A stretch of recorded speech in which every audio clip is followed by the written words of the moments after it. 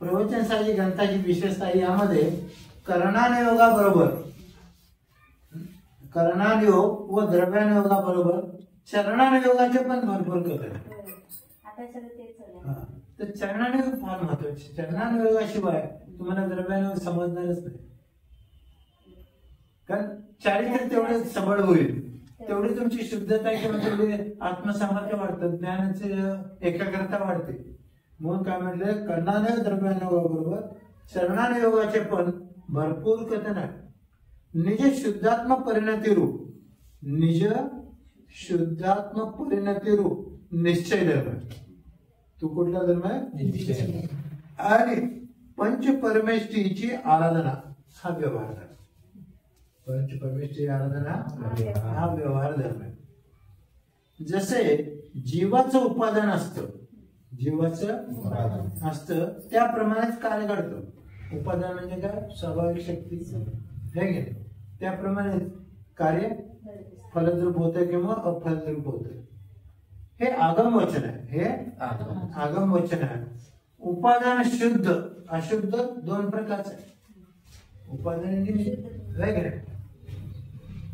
हे समजून घ्यावं. नय निक्षेप प्रमाण समजल्याशिवाय जिनवाणीचा निर्णय नाही. अध्यात्म भाषेमध्ये रागादे विकल्पाने रहित स्वसंवेदन, काय स्वसंवेदन म्हणजे आत्म्याचं संवेदन, स्वसंवेदन ज्ञान, शुद्धोपयोग ज्ञान व आगम भाषेमध्ये शुक्ल ज्ञान हे उपादान कारणे असतात. हे उपादान जसं जागृत होईल तसं तुम्हाला ज्ञानाचं संविधान होतं, शुभ किंवा अशुभ. आत्मस्वभाव परभाव भिन्न. आत्मस्वभाव परभावापासून अत्यंत भिन्न आहे. म्हणून काय म्हटलेलं, ज्ञानात अन्य करोति किम, म्हणजे ज्ञानासाठी अन्य कशाची गरज नाही. ज्ञान मिळवण्यासाठी फक्त आत्मा एके. महावीर भगवान की जय. जीवाच्या शुभ अशुभ व शुद्ध अवस्थेचं वर्णन इथे दिलेलं जातं. त्यामध्ये 9वा श्लोक आहे तो काय म्हणतात, जीवा परिणमती, जीवा परिणमती यथा शुभेना शुभेन म्हणजे शुभ अशुभ वा शुभ शुभ शुद्धेन तथा शुद्धो भवती ही परिणाम सद्भाव. जीव जेव्हा शुद्ध भावाने परिणत होतो, कंटाळ येतोय का? नाही का? समजते ना?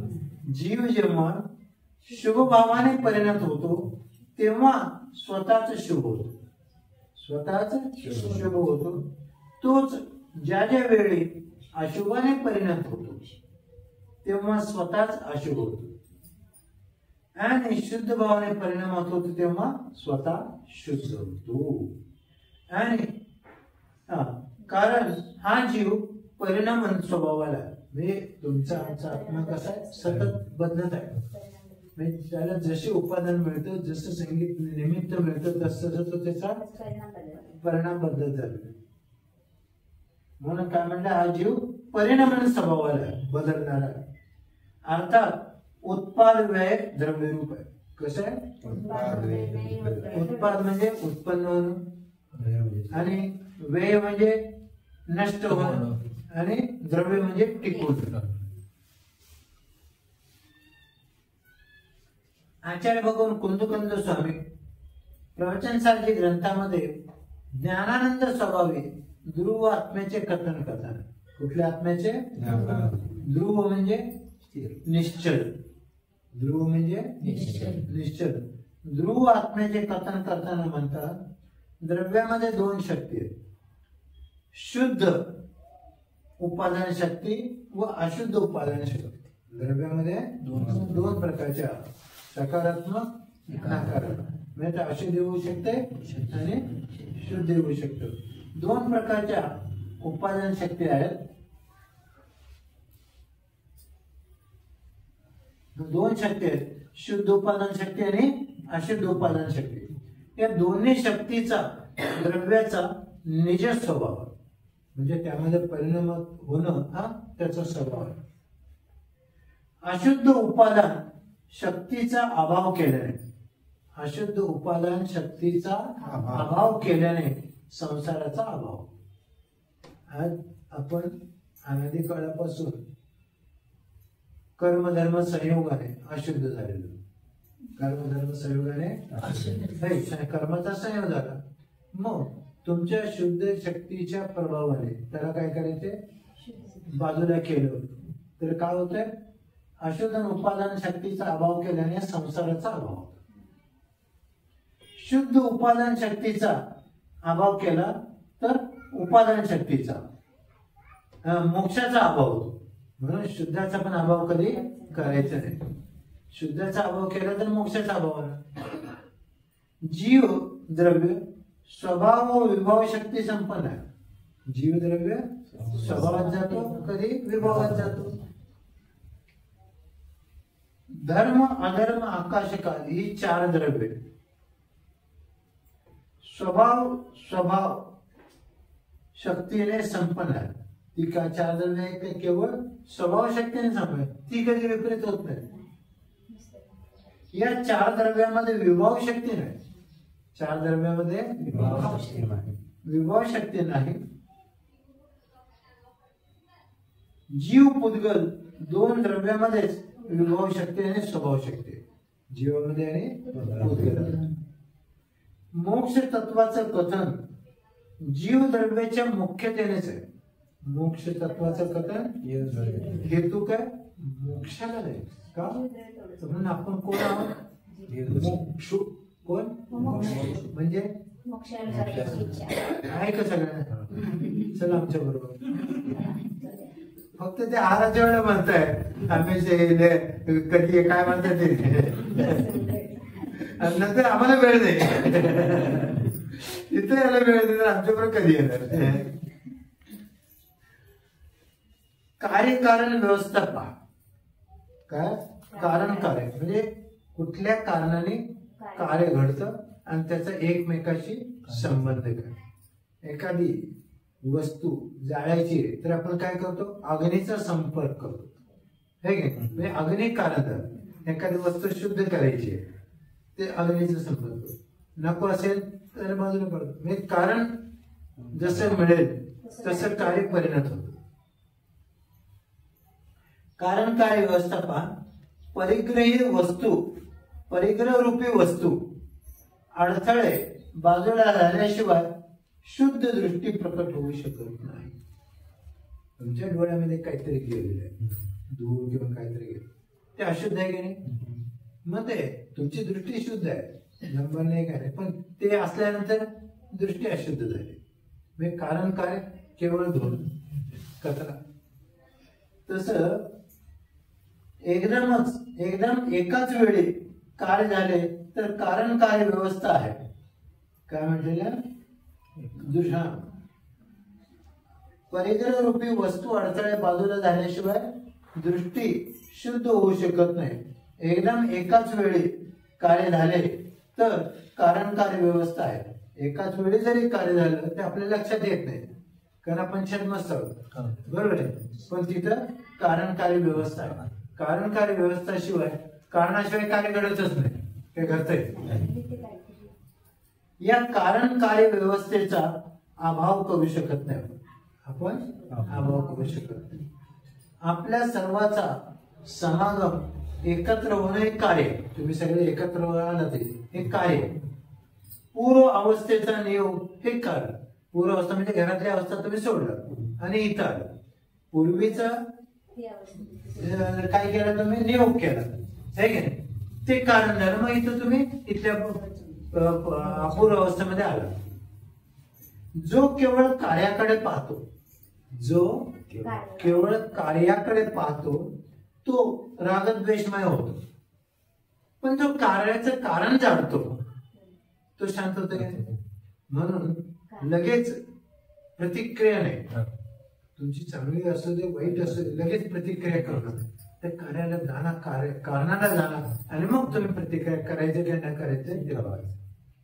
म्हणून काय म्हणतात, परंतु जो कारणालाही पाहतो तो मध्यस्थ होतो.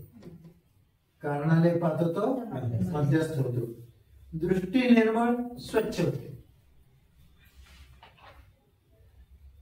ज्ञानी काही जणांची बोलण्याची शैली पण मधुर असल्याने कशाय पण मधुर शैलीमध्ये व्यक्त होतात.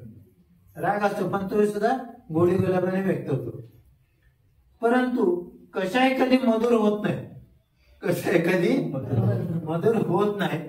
जसे कारले तुपात तळले, गोड ते गडूच, गोड ते गोडूच. तसे कशाय सहित मधुर बोलण्याची शैली मायाचारीची. म्हणजे आतमध्ये आणि बाहेर दाखवायचे गोड, आतमध्ये विष. ते काय सापाची पर्याय. आणि तिथं सापाचाच जन्म आहे. मायाचर्य आहे तिथे साप आणि स्त्री पर्याय. त्याला इथं शालू जोडीतला टोमणा म्हटलेला आहे.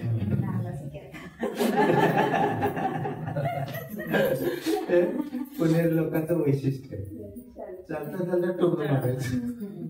पण उद्देश काय, त्याची चूक त्याला कळाली. उद्देश काय, कारण आपण डायरेक्ट बोललो तर ते कंटाळा. तत्वज्ञानी जीव आपल्या कषायाला हळूहळू काढून टाकतात. कोण, तत्वज्ञानी. कारण कुठे गोंधळ होऊ नये, कुठे गोंधळ होऊ नये. परंतु अज्ञानी जीव सारा कषाय एकदम ओघल्याने सगळा गोंधळ होतो.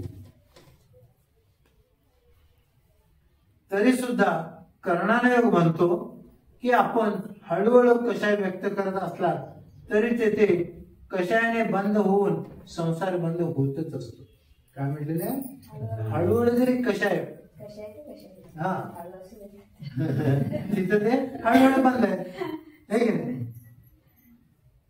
बंद होऊन संसार बंद होतच असतो. म्हणून संसारातीत होण्यासाठी, संसारातीत म्हणजे संसारापासून दूर होण्यासाठी, अतीत म्हणजे दूर, संसारातीत होण्यासाठी कषायातीत होणं अतिशय आवश्यक. संसारातून जर दूर व्हायचे तर कषायाला पण दूर करा. ते माझे नाही. कषाय हे विशेष स्वरूपच आहे. कषाय हे विशेष स्वरूपच आहे. समतारूपी चारित्र्य प्राप्त करायचं असेल तरी कार्यकारण व्यवस्था समजावून घेतली. कारणांचा अभाव करावा लागेल.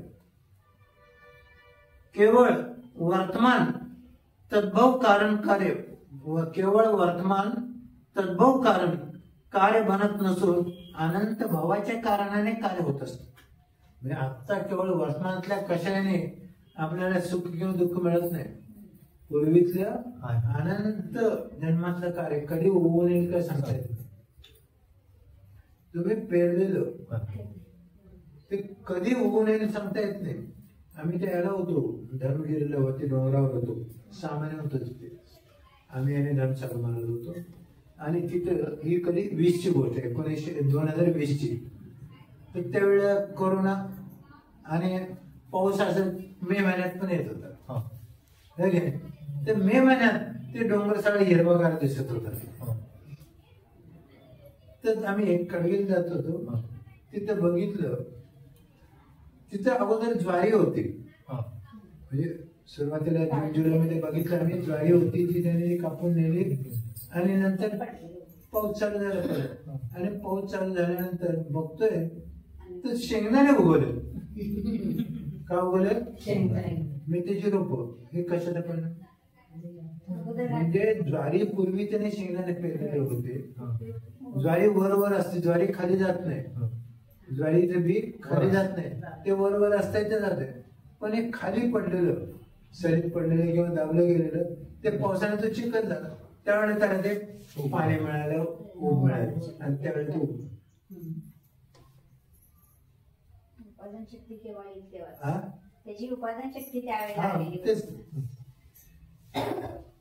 म्हणून कुठलाही वाया जात नाही एवढं लक्षात ठेवायचं. तुम्ही जेवढं तुम्हाला सत्प्रयोग करता येईल तो भडा आता तुम्हाला उपयोग होऊ दे का ना होऊ दे, पण भविष्यात उपयोग होणार आहे. म्हणून तुम्ही जे काही उच्चार करता तर प्रत्येक शब्द आत्म्यावर वज्रलेपाप्रमाणे अंकित होतो आणि तो त्याचे परिणाम तुम्हाला भविष्यामध्ये दिसून येतो. त्या ह्यानी पुढे भीष्म, पितामह भीष्म, पितामह भीष्म, भीम नव्हे भीष्म, तर ते धारात ते पडले पांडव कौरव पांडवांच्या युद्धामध्ये, आणि धारात ते पडल्यानंतर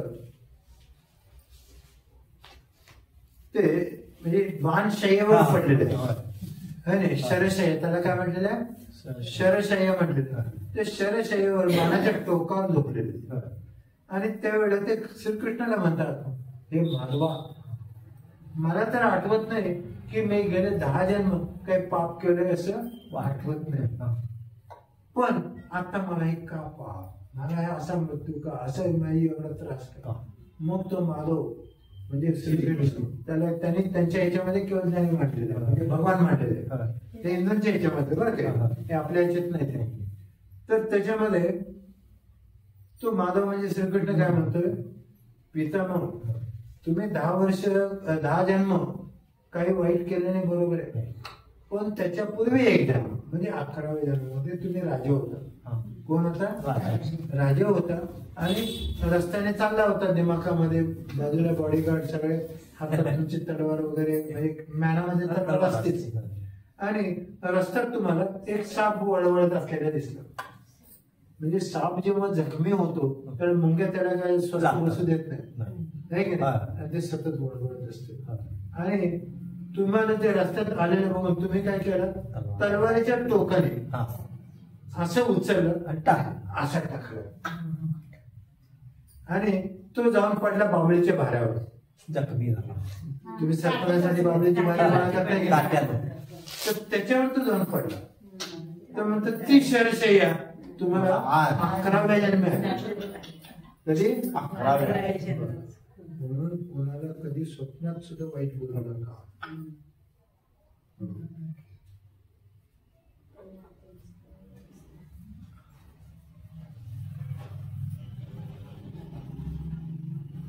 तर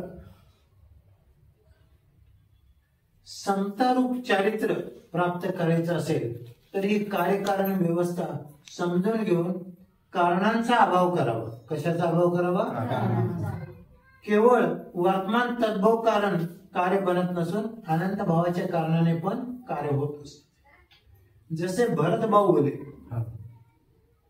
आदिनाथांचे परिवारात जन्म घेण्यामागे ऋषभ जेव्हा वज्रजंग पर्यायामध्ये वनात मुनिजनांना आहार देत होते, वज्रजंग राजा, तेव्हा या जीवाने केलेली आहार अनुमोदना भावना काय कारण झालं, ते भगवंतांच्या परिवारात जन्माला.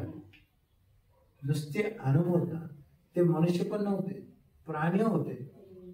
कोण कोण होते, मुंगूस, माकड, साप, एक पक्षी कुठला तरी होता,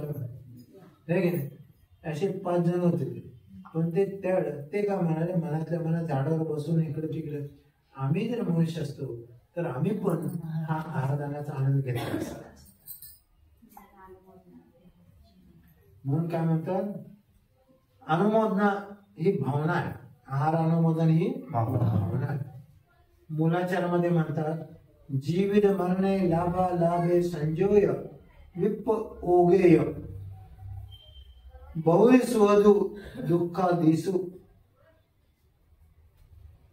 बहुरी स्व दुःखा दिसू समदा सामायम नामो. जिवंत राहण्यामध्ये, मरण्यामध्ये, लाभ आलामध्ये, शत्रु मित्रामध्ये जो समता भाव ठेवतो ते सामायिक. सामायिकाचा अर्थ काय, शांत, काय होतंय ते होऊ दे, मी अडवून ते अडवणार आहे का, मग तुम्ही शांत. पण अडवायला जाऊन आपण परत कर्म वाढवतो, ते सामायिक आहे. बाह्य कारणांना दूर करून सामायिक होत नाही. बाह्य कारणांना म्हणजे तुम्ही सामायिक करत असलेला कोणतरी वटवट करते, पोरं नाचत करतात, त्यांना दूर करून सामायिक होत नाही. आपण तिथून उठायचं, नाही तर ते सहन करायचं. तर बाह्य कारणांना दूर करून सामायिक होत नाही, तर अंतरंगातील रागद्वेष रूपी कारणांना दूर केल्याने सामायिक. रागद्वेषाला दूर करायचं. आजपर्यंत जे जे संयमी मोक्षाला गेले ते सगळे जगाला दूर करून न जाता आत्म्याला रागद्वेषापासून दूर करून मोक्षाला गेले. परंतु त्याच वेळी आपल्यामुळे कोणाच्या सामायिकामध्ये अडथळा येत असेल तर आपण दूर झाला पाहिजे. कुठं महाराज ध्यानात बसलेले किंवा तुमची काहीतरी तुम्ही कोणी आजी बसू शकलेले असतात तर तिथं आपण दूर झालो. म्हणजे मंदिरात आपण जेवढं शांततेने काम करू तेवढं ते चांगलं. तुमची भक्ती मोठ्याने ओरडून म्हणण्यापेक्षा असं जर कोणी हे घेत असेल त्यावेळेस शांततेत म्हणणं चालू, तेव्हा तुम्ही त्यांच्यासारखं शांत बसा. आणि जेव्हा मंदिरामध्ये कोणी असो, आजी असो किंवा कोणी पोरगा असू दे, तो दर्शन करतोय तर त्याला ओलांडू नका, समोरून त्याच्या मागून जावं. आम्ही सुद्धा कोण दर्शन करा, आम्ही सुद्धा पुढून जात नाही, आम्ही त्यांना मागून जातो. बरोबर. तर रागद्वेष, कोणाचा द्वेष करणं हे तर कशा आहेच, परंतु परावराची आसक्ती म्हणजे राग, प्रेम, ममत्व सुद्धा कशाच आहे. कारण प्रेम सुद्धा सीमा ओलांडतं. प्रेम सुद्धा सीमा ओलांडतं. तेव्हा तेथे द्वेष क्रोध उत्पन्न होतो. द्वेष क्रोध कोणावर होतो? रस्त्यावर जाणाऱ्या लोकांवर होतं का? ज्याला आपण मांडली, माझी पोरगी, माझा पोरगा, पण तोच जर पोरगा ऐकत नाही तेव्हा मात्र त्याला आपलं माझं म्हणून घेतलं डोक्यावर, त्याला योग्य ते संस्कार लावले नाहीत आणि माझं ऐकत नाही. लहान असताना कसंही बोलून मंदिरात आणलं नाही आणि मग मोठं झालं तर शेंग फुटतात, मग कसं ऐकतात? तोच आपण मोह सोडला पाहिजे. मग काय म्हटलेलं आहे? प्रेम सुद्धा कशा आहे? कारण प्रेम सुद्धा सीमा ओलांडते, तेव्हा द्वेष करून उत्पन्न होतो. परावरची दया, करुणा, वात्सल्य निराळ तर ते केलंच पाहिजे, परंतु हा माझा, ही वस्तू माझी, हा राग असते. तिथे काय अडचण आली त्याचं दूर करा ते वात्सल्य. तोच मोह आपण सोडला पाहिजे. राग सामायिक नाही, द्वेष सामायिक नाही, समताभाव सामायिक. आणि जे सामायिक आहे तेच चारित्र्य, तिथंच सहनशक्ती आहे, तिथंच कर्मनिर्धार किंवा कर्माचा संवर. हे म्हणे आपल्या शरीरावर होणाऱ्या उपसर्गाचे श्रावक तत्परतेने निवारण करत आहे. आमच्यावर काही आलं संकट तर आम्ही न सांगता तुम्ही दूर करताय, परंतु तुझ्या आत्मपरिणामावर होणाऱ्या सर्व उपसर्गांना तूच दूर केलं पाहिजे. आपल्या अंतरंगामध्ये जे काही रागद्वेष होतात ते आपणच दूर केले. बाहेरचा उपसर्ग तुम्ही कोणी दूर करेल, तुमच्या पण श्रावकाचा पण, पण आतले रागद्वेष आपणच दूर केलं. त्यासाठी दुसरं कोणी येणार नाही. श्रावक जर इतका विश्वास ठेवून मुनिराजांची काळजी घेतात तर मग आपण मुनिराज होऊन सगळे परीक्षा सहन करून आत्मस्वभावाची काळजी घ्यायला नको. म्हणून मुनिराजांनी जेवढं सामायिकामध्ये रमलं पाहिजे तेवढं सामायिक. तुमच्या प्रवचनाकडे सुद्धा लक्ष द्यायचं नाही. हा, तुम्ही जेव्हा सगळेजण मिळून याल काय ते विनय करत काढलं ठीक आहे, पण मी प्रवचन सांगतो म्हणून मी तुमच्याकडे आलो तर ते चुकीचं आहे. जेथे उपसर्ग आहे तेथे भेदविज्ञान जागृत करून, जेथे उपसर्ग आहे तिथं भेदविज्ञान करेल. भेदविज्ञान म्हणजे काय? कारण कार्य व्यवस्था. हा उपसर्ग म्हणजे कार्य, उपसर्ग म्हणजे कार्य. हे कोणत्या कारणाने उपसर्ग झाला हे भेदविज्ञान पाहिजे की नको? आणि मग एकदा भेदविज्ञान झालं मग तुम्हाला वस्तुस्वरूप कळून येतं की कशामुळे झालं ते. मग त्याला ग्रहण करायचंय का सोडायचंय ही तुमची ही उपाधी दृष्टी. आणि त्यामध्ये ते त्याप्रमाणे करून स्थिर होणं हे तुमचं चारित्र्य. मग काय म्हणलेलं आहे की सगळे परिश्रम जे ते उपसर्ग आहे ते भेदविज्ञान जागृत करून आपण जे शरीर मोहाला दूर करून आत्मसामर्थ्याचा आनंद घ्या. कशाचा? आत्मसामर्थ्याचा म्हणजे सहनशक्तीचा आनंद घेणं हीच साधना आहे. हीच साधना आहे. या त्यासाठीच मुनिधर्म आहे. तो आपल्या भाग्याने मिळाला आहे, तो आपण सार्थक केलाच पाहिजे.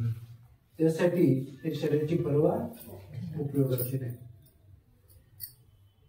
तो आपण सार्थक केलाच पाहिजे, नाहीतर आपले सर्व काही व्यर्थ ढोंगच समजावं. आमचं हे सगळं ढोंगच. एखादे मुनी जर विचलित झाले तर त्यांना समजावलं पाहिजे की हे मुनिराज, श्रावक आपला सुकलेला कंठ थंड करू शकतात, थंड करू शकतात, परंतु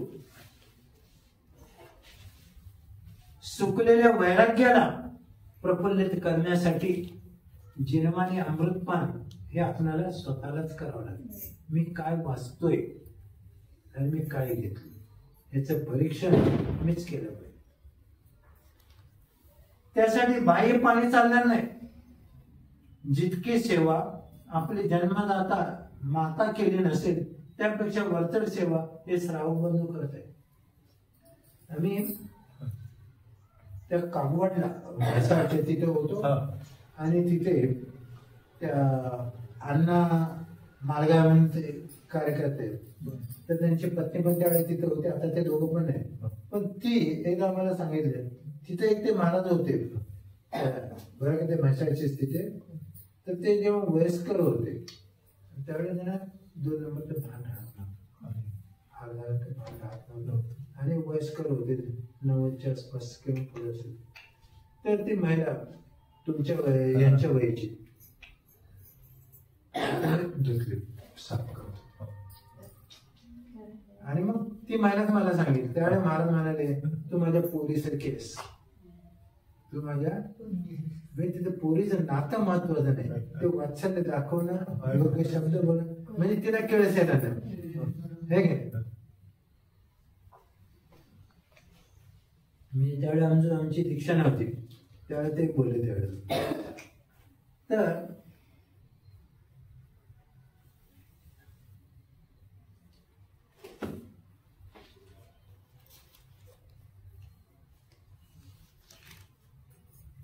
त्यांना समजावलं पाहिजे की हे मुनिराज, श्रावक आपला सुकलेला कंठ थंड करू शकतात, परंतु सुकलेल्या वैराग्याला प्रफुल्लित करण्यासाठी जिनवाने अमृतपान हे स्वतःलाच करावं लागेल. त्या श्रावकांची उपकाराची परतफेड ही आपल्या उपसर्ग परिषद जयानेच होणार आहे. म्हणजे आम्ही जर सगळे उपसर्ग सहन केले तर तुम्हाला कृत्यकृत्य घेऊन मी केलं ते बरं झालं.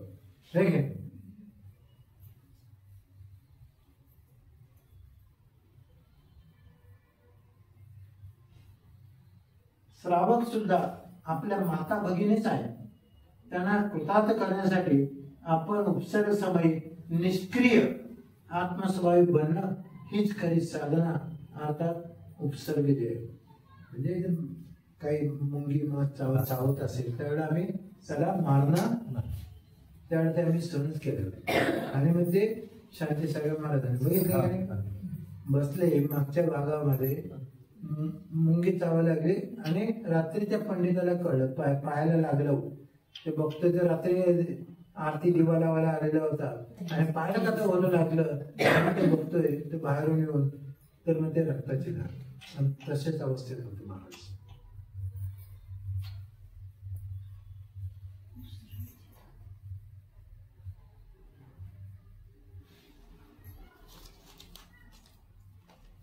एखादी माता वात्सल्य भावनेने मुनी महाराजांना आहार देत असते तेव्हा ती आनंदाने भावविभोर होत असते.